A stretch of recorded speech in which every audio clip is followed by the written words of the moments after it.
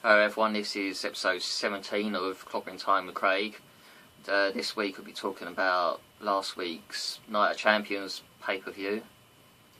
And yeah, we'll be talking about that today with Chris. Samantha's not here because she's at home, so didn't really have time to do this yesterday because of watching Arsenal, and then Man United was on, and I don't think Chris would have wanted to do the show after that match. Would have had to have edited out all your swearing, wouldn't I? Sorry, Night of Champions.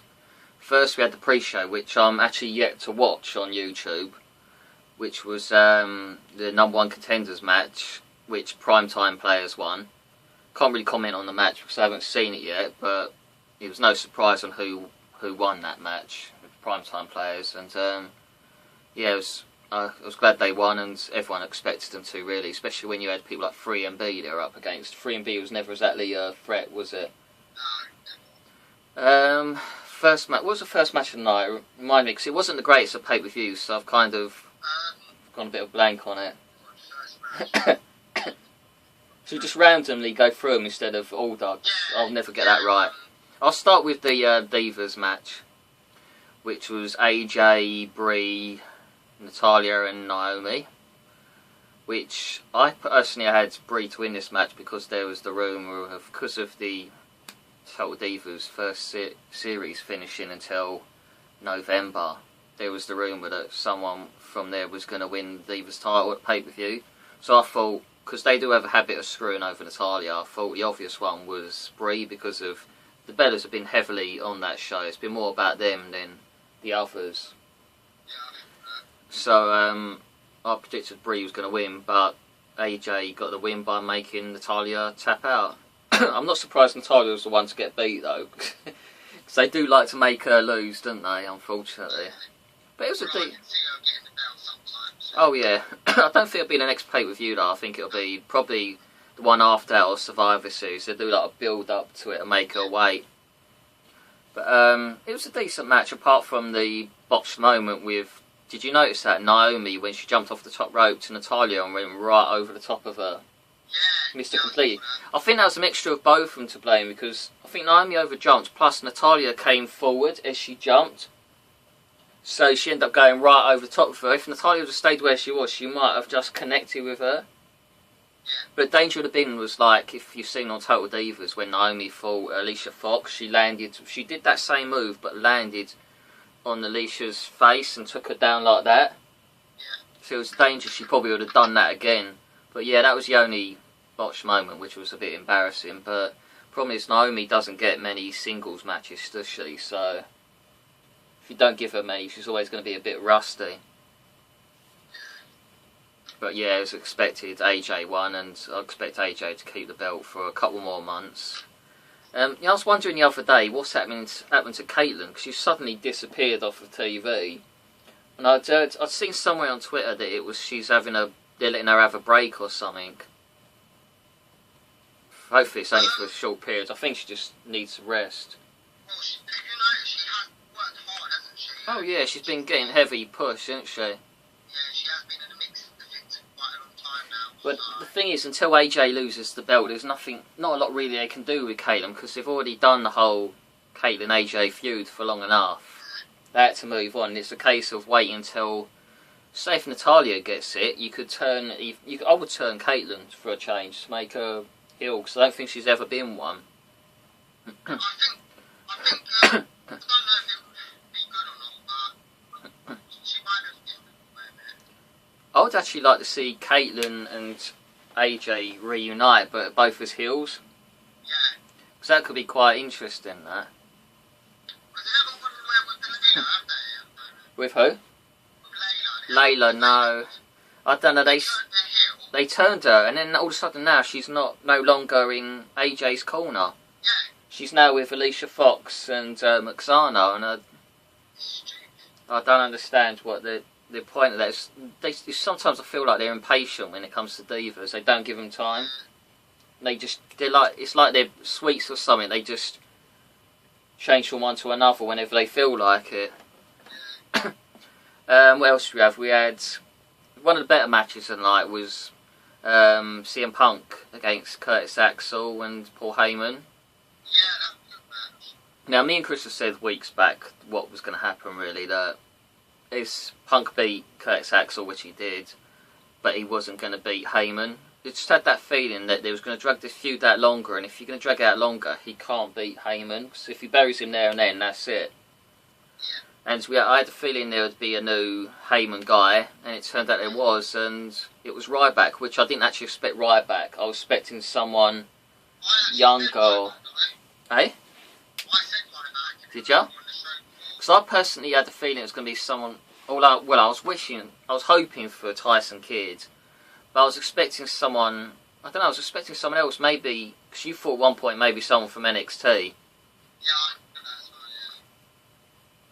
right. And yeah, it was a good match, and basically how it ended, I think was right, because then so it keeps the feud going until. So I could see that feud going until probably the end of the year. No, I don't know. I'm not sure yet. It's still a bit early, but who CM Punk could possibly fight at WrestleMania? Yeah, I mean, Smather asked JR that question when we did the evening with JR, and he said it was a 50-50 thing, which depends. It seems to depend on what Steve Austin's doing at the time, if he's got any films going.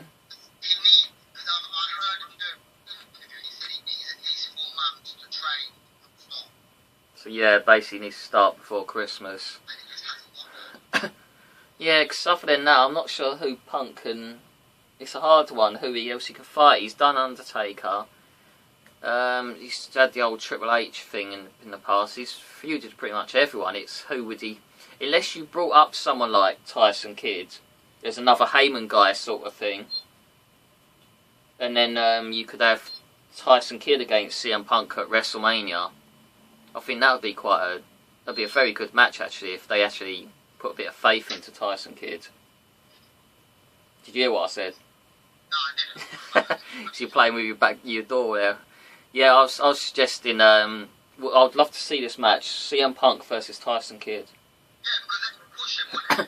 And also, it'll be new. It'll be something that's never happened at WrestleMania. For a change, it'll be a different match, and as everyone knows, Tyson's a great athlete, and you make for a great match. Either that, or you bring back Money in the Bank, which I'd love to see Money in the Bank back. But while they're still doing the Money in the Bank pay-per-views, which they are, you're not going to have a match at WrestleMania until, I suppose, Undertaker retires. Then they'll have to bring that back, because they'll need something big to replace the Undertaker, won't they? You know what? You could even see Bray versus Punk. You just don't know, do you? Bray? Did you say Bray? Yeah, you never know. I thought you said Raven at first. I was going to say, I don't think so, mate. That'd be like flogging a dead horse, wouldn't it? Yeah, it's just so long down the line, you just don't know what's going to happen, do you? But, what other matches we had? We had, blah, blah, blah. Yeah, first, that shows you forget about the match. Versus The Miz, it was just one of those matches that was just on the show just for the sake of having a match on the show, wasn't it? It was very dull, and just The Miz as a face is just not working. You know, I'm hoping him getting taken out on Raw by Randy they'll bring him back as a heel once he comes back, because at the moment he's just awful as a face. It's just not working at all, and the match was dreadful. Yeah, I wish they'd stop having him do Ric Flair's finishing move and just go back to doing his own one instead of trying to copy someone else. I don't like when wrestlers try and copy other wrestlers. It's like, have your own gimmick, do your own thing, not try and be someone you're not and never going to be. No, I like The Miz, but he's never going to be a Ric Flair. And it's just like, just stick to your own thing and don't copy others. It's much better if you do your own thing. Who else do we have? We had the main event was Randy Orton. But don't forget, you had Curtis Axel versus Kofi as well. Yeah, that's right. Yeah, that was the first match of the night. Now I remember, because I was hoping for someone a lot better than Kofi Kingston. I was actually, because of the whole Tyson Kidd supposed to be ready to go, I was actually hoping it was going to be him. But then they brought out Kofi, and it's like, how many times have we got to see Kofi Kingston in an Intercontinental title match? I would like to see Kofi turn heel now. Yeah, it's the only thing I think they've got left they can do with him, because otherwise I'm not sure there's really any point. Because it's just the same old thing over and over again, and just, I know Cameron's expecting him to win the Intercontinental title, but I wasn't sure because he's done it so many times, you just don't know. And the way they are with Curtis Axel, mate, you just don't know what they're going to do with him. I still have this feeling at some point Ryback's going to batter him. And Heyman will drop him off some ink and he'll go to the wayside. You just don't know what they want. I don't think they really know what they want to do with Curtis Axel at the moment. Which is a shame, really. Yeah, they just seem in two minds on what to do with him. And they just don't seem that convinced with him. Anyway, there was the tag title match before it gets to the main event, which was Primetime Players against the Shield. Now, I thought Primetime was going to win. I was thinking more of my heart on this one than anything. I thought Primetime was going to win, but I did think they'd win the belts. I thought they'd win by DQ, which would lead to them getting another match and so on. That's what I said, yeah. But the Shield won the match, and now the number one contenders are the Usos, which... How many times? The Shield's already squashed them. Why are they getting another shot? And what happened to Primetime Players weren't even on that tag team match on Raw. Yeah, I don't recognise those. I'll be amazed if they do win the tag team belts. Well, to be honest, there was a time when I was amazed, but actually now I'm not that sure. Because they've had one of them on the Total Divas, he's been getting a bit of time on there, and I would sometimes wonder if that's the only reason that they're pushing Usos. I'd rather that new tag team less than Miss. Oh, ole! Ole! It's Epico and Primo, basically. You don't have to come up with a new name. Everyone knows it's Epico and Primo. Obviously. The only thing with them is that it's the same people. It's like, I don't know. And there's no Rosa, so to me, without Rosa, there's no point to them. Exactly.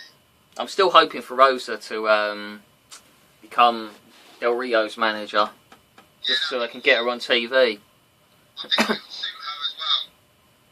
Yeah, that was another match, was Del Rio against Rob Van Dam, where, again, the prediction went against what I thought. I thought Ricardo was going to turn and help Del Rio win the match, and basically the match ended in a DQ because Del Rio wouldn't let go of RVD, who had his foot on his throat. I hate when a world title match ends in a DQ. It really winds me up, especially on a pay-per-view. On Raw, I don't mind so much, but when it's on a pay-per-view where people paid a lot of money, it really annoys me. Especially when you see how much people in America pay for the pay-per-view. It's actually a lot more than it's like double what we pay. But even for us, 15 quid to see a world title match end in a DQ, I hate that so much. I remember years ago when Undertaker fought Brock Lesnar at pay-per-view, the main event of the night finished in a double count-out, something stupid like that. Yeah, I remember that. I was so annoyed, it's like, main event finishing in a draw. I was like, oh my god, you can't do that. But that wasn't the greatest of matches either, Del Rio, was it? The thing is, with Del Rio, there's only so much. He's limited, isn't he, as well, as a heel. So Yeah. he's doing the same thing over and over, isn't he? Well, I used to be a big fan of Del Rio, but I've just got bored of him now. Yeah. You had Dean Ambrose against Dolph Ziggler, which went as I thought it would, with Ambrose winning. But Dolph Ziggler won a rematch, a non-title one on Raw, so I could see Dolph eventually winning that belt, but again, why is he fighting for the US title? Yeah, I don't want I want him to start feuding with... Because I think Randy's going to get the belt back at the next pay-per-view. But I want Dolph to start feuding with Randy and going for that title. And then win it. That's actually a match I'd like to see at WrestleMania, although I think Daniel Bryan will probably be world champion either going into WrestleMania or by the end of WrestleMania. You know what's going to happen? I'm predicting it right now, yeah. I think this pay-per-view there's going to be a special referee. I think it's going to be Triple H or something like that. And I think we could see Shane McMahon coming back soon. I don't know why it's not happening, but obviously that doesn't happen. I'm predicting, I think Daniel Bryan's going to win Royal Rumble. You know what I'd actually like to see? Instead of having, say, Randy against Daniel Bryan to end it all at WrestleMania, Sheamus to come back as a heel and to be part of the corporate team. That'd be awesome. And he goes into WrestleMania as the world champion or something like that, and fights Daniel Bryan again. And this time we get a proper match, unlike in Miami. Yeah, that'd be awesome. I'd like to see, Sheamus would be great at that, because there's a face who's just getting bored with it now. And I'd like to see, if the world title's not on the line, fine. If they don't put the world title on the line, then what I'd like to see is Randy Orton defend the world title against Dolph Ziggler. Yep. Then Dolph Ziggler wins the title. Well, I thought when they were going, I thought they were going to have some kind of tournament. Obviously, they didn't have something. You know what I'd love to see on the night after, talk about WrestleMania, the night after WrestleMania, the big moment, Wade Barrett winning the world title from the SmackDown side. Again, he's sitting at the bottom. He's gone. Yeah, I don't know what they're using for promotional stuff, but do naff all else with him. They just don't seem to know what to do with him. It's really frustrating, because he could be a world champion, but again, Drew McIntyre could have been a world champion. But they made him a joke. He's another one who should be a Heyman guy, because with 3B, it's just, what's the point? They're burying him. Yeah, I'm not sure who's worse than 3MB or Dixie Carter. We'll get onto that with TNA in a minute. Oh. Once I get started with some things on TNA, I don't stop. But main event was Randy Orton versus Daniel Bryan, and this one was very confusing. The end of it robbed me of my predictions as well, which annoyed me. But Daniel Bryan won the world title with the referee doing a fast count, and they just left it like, I was expecting Triple H to come back and say that was a fast count, restart the match, and so on. Or I was expecting Armstrong to screw Daniel Bryan, being an Armstrong, Road Dogg being close to Triple H and all that. But they never did it. But I get the feeling by what happened on Raw that Triple H actually told him to do that, just so he could take the belt from him on Raw. Because of the way the referee was trying to say to him, but, and he kept interrupting him, as if he was going to say, but you told me to do it. But yeah, it was a very poor pay-per-view, and I know one cable company was giving money back for people that complained about the fact that Daniel Bryan had won the world title on pay-per-view, but they took it off him at the next night and said it was null and void. In other words, no, it didn't count. So they were saying, if it don't count, I want my money back. We were ripped off, and this stupid cable company was giving their money back. Does that mean if at the next pay-per-view, I'm not happy with one of the results, well, that's on Sky Sports, but the next pay-per-view, if I'm not happy with one of the results, I'll ring up Sky and say, I'm not happy about, say, Brie Bella not winning the women's title, I want my bloody money back. Does that mean they're going to give me my money back? You could get everything for free if you had that sort of, if they're going to start going down that road, couldn't you? That's like ringing up Challenge TV and asking for 2 hours back of having to watch Dixie Carter, isn't it? Although I'm doing that, if they send a load of rubbish. Oh God, yeah. Yeah, now that pay-per-view's done, we'll talk about TNA. Obviously they come over in January, February, and at this rate, I'm not sure what sort of talent they're going to have over here. Hulk Hogan's contract expires at the beginning of October.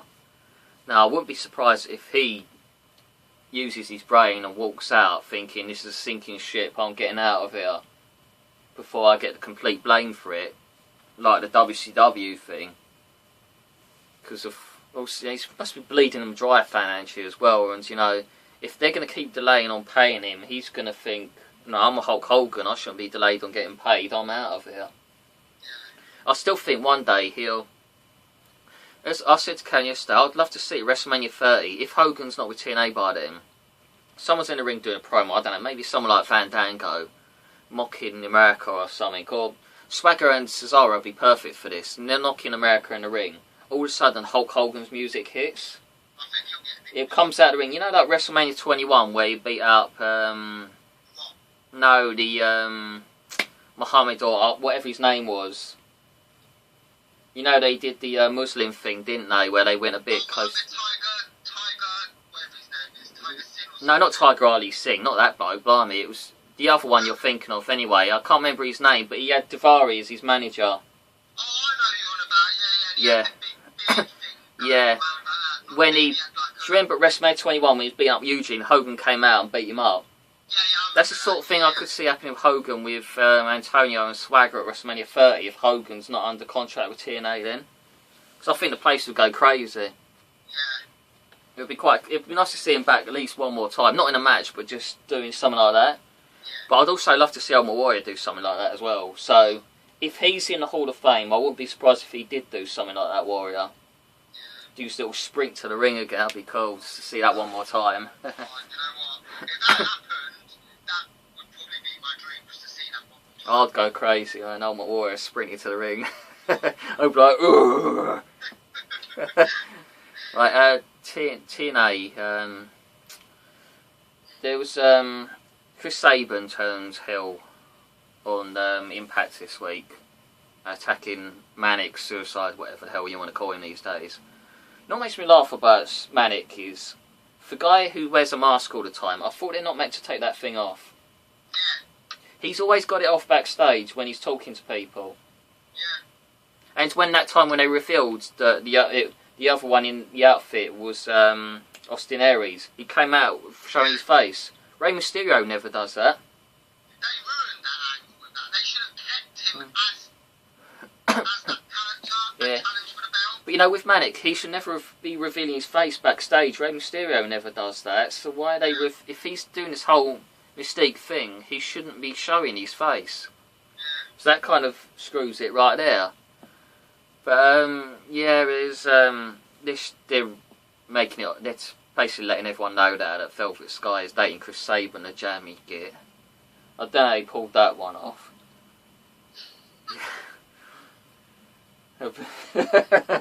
Won't even get started on that. But at the end of the night, well, first before we get to the main thing at the end, there was Aces and Eights pretty much crumbling within 2 seconds flat. Ever since Bully became the leader, all of a sudden they've very quickly started falling apart, which is annoying because I thought he was a perfect leader for them, but they've really screwed it up. And now who's left? Because pretty much you got Knox, Bischoff and Wes who have pretty much turned their back on Bully after this week. So who's left? There's just Bully and Tessmacher and the waste of space buddy Tito Ortiz, who wasn't even on there. And he'll be gone by the time he has his fight with Rampage. So it's they've killed that. The Aces won't be a team by the time it comes to coming over here.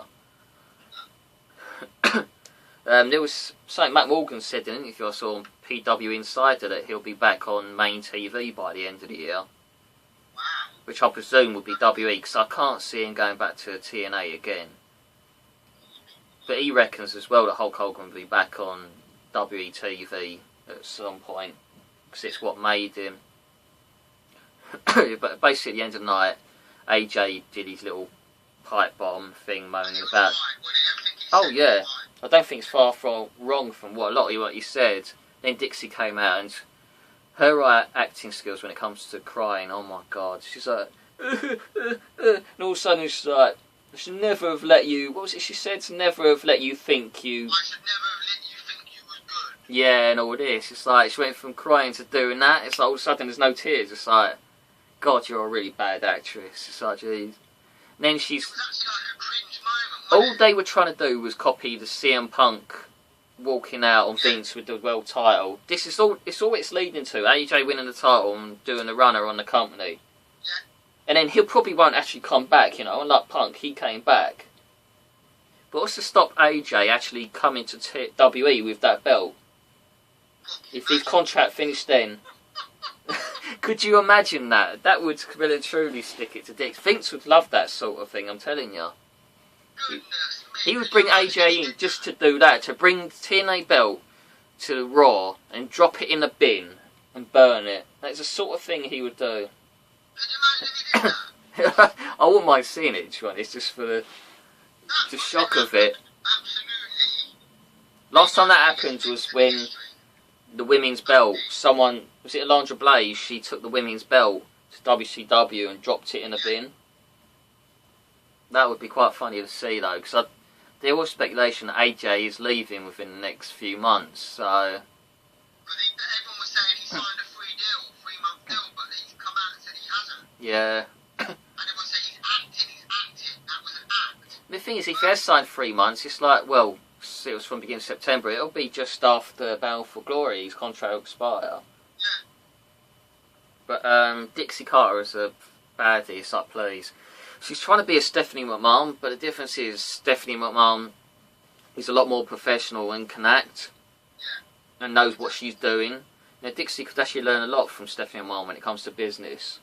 Exactly. But unfortunately, I don't think she will, and I'm a bit concerned with TNA at the moment that they're going to go under before. Because, you know, we were talking about going to Bound for Glory probably in a couple of years, but I'm not so sure they're going to be around in a couple of years, to be honest.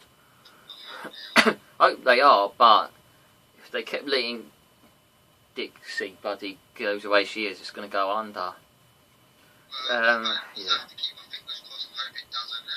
Anyway, on to NXT. There's this one guy that's been sticking in my head all week, Aiden English. If you saw it this week, he's got this new gimmick. He's got a very old-fashioned look with his tie and everything, and this moustache he's got, and the dark combed hair.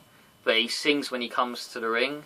Is he like Sandow or nothing like that? Well, no, Sandow's like talks intellectually and all this. This guy sings, so he sounds like he's from Broadway sort of thing. He'd be like, "My name is Aiden English." Do you enjoy doing that voice? Yeah, we do it smack for all weekend. WWE. But he can sing better than me. I'm terrible. To see what he's like. Every time I see Samantha, I'm going to start singing that to her. But yeah, if you go on YouTube and type his name in NXT, and you'll see it. It's so funny. I can't help copy it. This is clobbering time with Craig. Oh, I can't help singing that. Yeah. Anyway, before we finish the show, I thought I'd mention the fact I got a couple of Blu-rays this week. The FBI 6, the lighting is rubbish. The Attitude Era, which is so far of what I've seen is brilliant, as it was my favourite era. Yeah, well, it's the lighting is rubbish. It's these environmental bulbs, but they're a load of rubbish. They take about a month to light up. And the other one I got was Raw 100, the top 100 moments in Raw history, which I've been watching earlier on today, which is so far good as well. Yeah, I haven't got anywhere near finished watching it yet because there's hours on it, but I'm on like number 70 of 100. It's like I've got another 70 more moments to go. I'm pretty sure. Is it a new DVD? It is, isn't it? Yeah, of course it is. It's only been out a few months.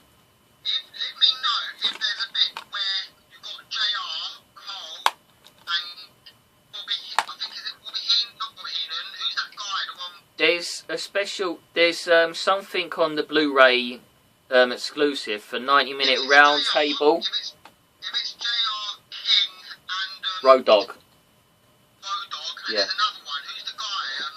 Who was the one that used to always do the interviews? I forgot his name. I don't, but no, it says on here the round table discussion featuring Jim Ross and Road Dog. I presume maybe there are others on there, but it just says on here Road Dog and JR. I think I would have watched it because I think I downloaded it ages ago. Oh yeah. Yeah, that's something I want to have a look at some point when I get a chance. There's so much of DVD to watch, but yeah. Yeah, that's basically it for this week. There's nothing more to talk about.